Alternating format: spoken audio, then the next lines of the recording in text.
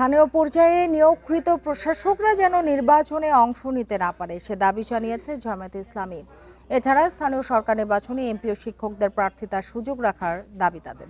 সকালে কমিশনের বৈঠকে এসব দাবি জানায় দলটি। এ সময় নির্বাচন কমিশনের অতিরিক্ত সচিব শামসুল আলমের নিয়োগও বাতিল চান জামায়াত নেতারা।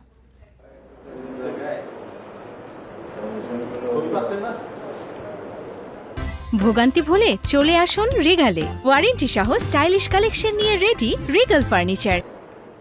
বুধবার বেলা ১১টার দিকে নির্বাচন কমিশনে যায় জামায়াতে ইসলামীর প্রতিনিধি দল। কমিশনের কর্মকর্তাদের সাথে আলোচনা হয় স্থানীয় সরকার নির্বাচন সহ নানা প্রসঙ্গে। ২৭ জুলাই চুক্তিভিত্তিক নিয়োগ পাওয়া ইসির অতিরিক্ত সচিব শামসুল আলমের নিয়োগ বাতিলের দাবি করে দলটি। তাদের অভিযোগ, নিজেদের প্রার্থীদের জিতিয়ে আনতেই এ নিয়োগ দিয়েছে বিএনপি সরকার। এছাড়া সিটি কর্পোরেশন সহ স্থানীয় পর্যায়ে নিয়োগ পাওয়া প্রশাসকরা যেন নির্বাচনের প্রার্থী হতে না পারে সে দাবি জানিয়েছে জামায়াত। সরকারি দলের লোকদেরকে নির্বাচনে বিজয়ী করে নিয়ে আসতে পারেন, সেই ফাংশনটা উনি যেন এখানে বসে করতে পারেন, সেই তৎপরতার জন্যই তাকে এখানে স্পেশালি অ্যাসাইন করে এখানে অ্যাপয়েন্টমেন্ট দেওয়া হয়েছে।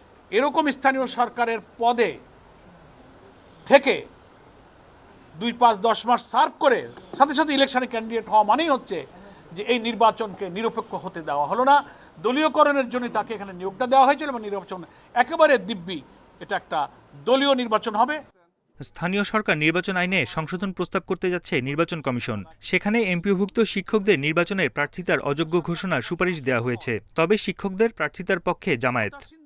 নির্বাচনের জন্য শিক্ষকদেরকে অযোগ্যতা ঘোষণা করার যে বিধান করা হচ্ছে এটাকে বাতিল করে যা পূর্বের বিধান ছিল সেটাকে বহাল করতে হবে। ওনারা বলছেন যে আমরা এটা ইসির মিটিংয়ে আপনাদের এই চিঠি নিয়ে আমরা আলোচনা করব। কার্যক্রম নিষিদ্ধ আওয়ামী লীগের বিভিন্ন পদে থাকা নেতাকর্মীরা যেন স্থানীয় সরকার নির্বাচনে অংশ নিতে না পারে সে বিষয়ে ব্যবস্থা নিতে ইসিকে দাবি জানিয়েছে জামায়াত ইসলামী। যিনি রাজনৈতিক দায়িত্ব পালন করেছেন। বন ইবনে কামাল, ইন্ডিপেন্ডেন্ট নিউজ, ঢাকা।